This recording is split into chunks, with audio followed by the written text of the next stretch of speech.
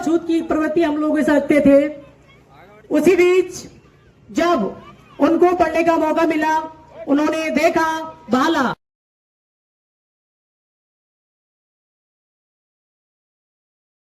तो hello guys, my blog में आपका स्वागत है। जैसे कि पता है, मैं अपने गांव में आया हूं घूमने के लिए। यहां पे दिखाता हूं आपको भीम जयंती कैसे मनाई जाती है। देखो अभी तैयारी चल रही है यहां पे, तो चलो चलते हैं भीमराव अम्बेडकर पार्क। ये देखो कुछ लोग यहाँ पे बैठ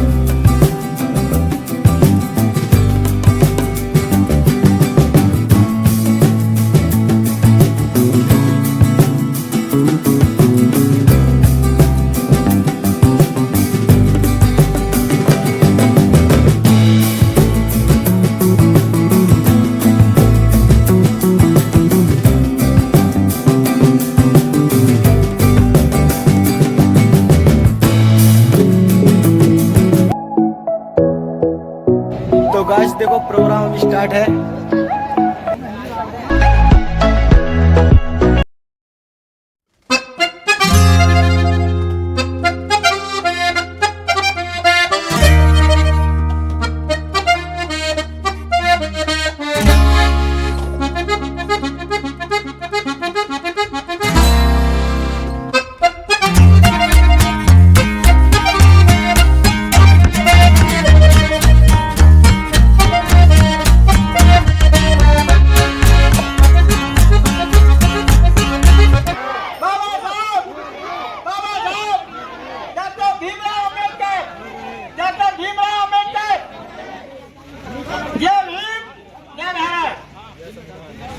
जयंती आज पूरे देश में जोर शोर के साथ मनाई जा रही है। पैदा न होता वो मसीहा तो खुशियों का सिलसिला न होता। पैदा न होता वो मसीहा तो खुशियों का सिलसिला न होता। बेरंग सी रहती ये जमीन, बेरंग सी रहती ये जमीन, और आसमान का रंग नीला न होता। भारत कब कब का गुलाम हो जाता अगर भीम जैसा हीरा मिला न होता।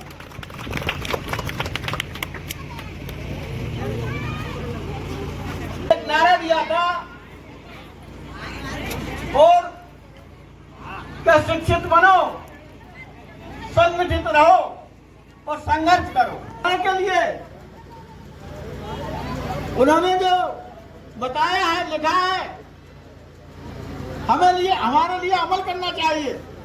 हमें रोशन तो दिया इतना हो नहीं सकता, दहलीज पे रख दिए है किसी शख्स ने आके। रोशन तो दिया इतना हो नहीं सकता, और तुम अंबेडकर के जीवन पर चलने का वचन बना लो, फिर देखना आपके जीवन में क्या हो नहीं सकता। फिर देखना आपके जीवन में क्या हो नहीं सकता। देखिए हमारी माताएं बहनें, हमारे बुजुर्ग नौजवान साथी सभी के सहयोग से इस पंडाल को सजाया गया, सभी ने बढ़ चढ़कर इसमें भाग लिया, तो सभी के लिए एक बार फिर से बहुत बहुत धन्यवाद। और देखिए हमारे बीच जो हमारे बड़े भाई हैं अमरजीत अंबेडकर, आज वो थोड़ा बाहर है, वरना वहाँ की सीनियर है, इनका मेन रोल रहता है, तो उन्होंने कहा थोड़ा जिम्मेदारी संभाले। तो मैं सबसे पहले पैदा हुए और 1891 में उस वक्त हमारे देश में अंग्रेजों का शासन था, और अंग्रेजों का शासन होने के साथ साथ इस देश में राक्षस भी थे जो छुआछूत की प्रवृत्ति हम लोगों से रखते थे। उसी बीच जब उनको पढ़ने का मौका मिला, उन्होंने देखा भाला, तो इस हिंदुस्तान में इतिहास गवाह है, छुआछूत चरम सीमा पर था। हमारे जो गिरे परिवार के लोग थे उनको आगे बढ़ने का मौका नहीं था, लेकिन जिन्होंने हमें जीवन जीने का दान दिया वो बहुत ही महान शख्सियत थे, और उन्होंने दावा किया कि जो मेरे साथ हो रहा है मैं अपने आने वाले जेनरेशन का ऐसा नहीं होने दूंगा। इसीलिए उन्होंने अपने संघर्ष पर चल करके हमारे दलितों का उत्थान किया। और मैं तो यही कहूंगा वो एक के लिए ईश्वर नहीं थे बल्कि पूरे हिंदुस्तान के लिए बन करके आए थे। और हिंदुस्तान में अगर कोई महान शख्सियत है तो बहुत बड़ी चीज थी। और देखिए आप लोग शायद इस बात से परिचित ना हो, बहुत ही जानकार बात है, इसको दिलो दिमाग में बिठाए। पूरे वर्ल्ड की जो जन्मतिथि मनाने का रिकॉर्ड है वो अंबेडकर साहब का ही है। जो पूरे विश्व में सबसे ज्यादा जो जयंती मनाई जाती है वो अंबेडकर साहब की मनाई जाती है। और इतने पढ़े लिखे थे कि जब हमारा देश 15 अगस्त 1947 को आजाद हुआ तो किसी के माई के लाल में हिम्मत नहीं थी जो आगे बढ़े। लोगों ने कहा अगर कोई संविधान लिखने का काम करेगा तो वो डॉक्टर भीमराव अंबेडकर ही है। और इस तरह से संविधान सभा की बैठकों का आयोजन हुआ, कई बैठकों में भाग लिया, बुलाया गया, लेकिन उनको जिम्मेदारी दी गई और उन्होंने उस जिम्मेदारी को बखूबा अंजाम भी दिया। अगर डॉक्टर भीमराव अंबेडकर इस हिंदुस्तान में पैदा न होते तो मेरा विचार है कि हम लोगों को जीने का अधिकार नहीं होता, हम लोगों के पास स्वतंत्रता नहीं होती। उन्होंने सभी लोगों को आगे बढ़ने का मौका दिया। उनका एक ही हथियार था, शिक्षा, शिक्षा, शिक्षा। अगर आप चाहते हो आगे बढ़ना तो सबसे पहले आपको शिक्षा लेना बहुत जरूरी है। दुनिया की कोई ताकत नहीं जो हमको पीछे छोड़ दे, सबसे पहले आपको शिक्षा लेना है।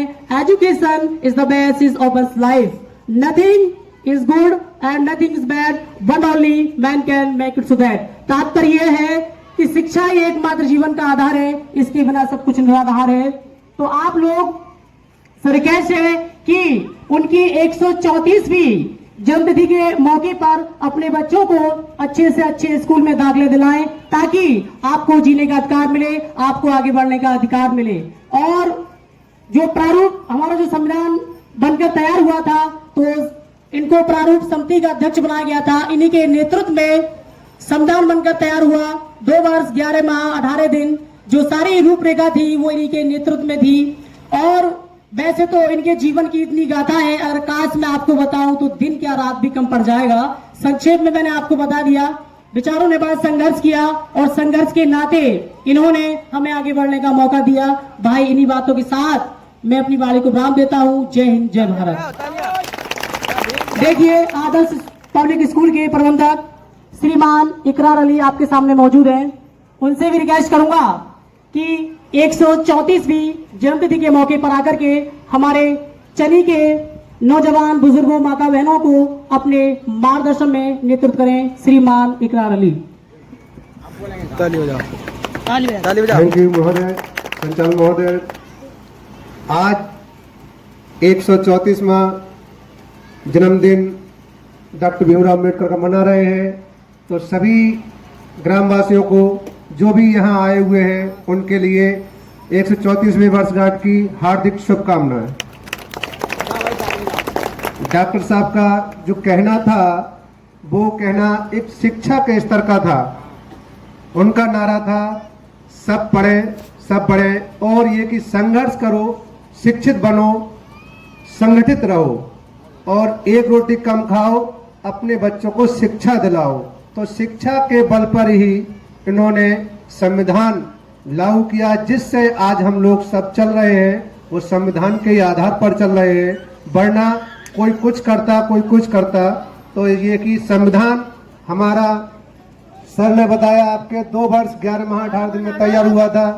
26 जनवरी 1950 को हमारा संविधान लागू हुआ, जो कि हम आज जो 26 जनवरी 1950 को हम ये प्रभात फेरी स्कूलों में निकलती है, वो उसी की निकलती है जिस दिन हमारा 26 जनवरी 1950 को हमारा संविधान लागू हुआ। जय हिंद, जय भारत। तालियां बजाओ। हेलो, जज्जा जज्जा जय भीम, जज्जा जज्जा जय भीम, जज्जा जज्जा जय भीम।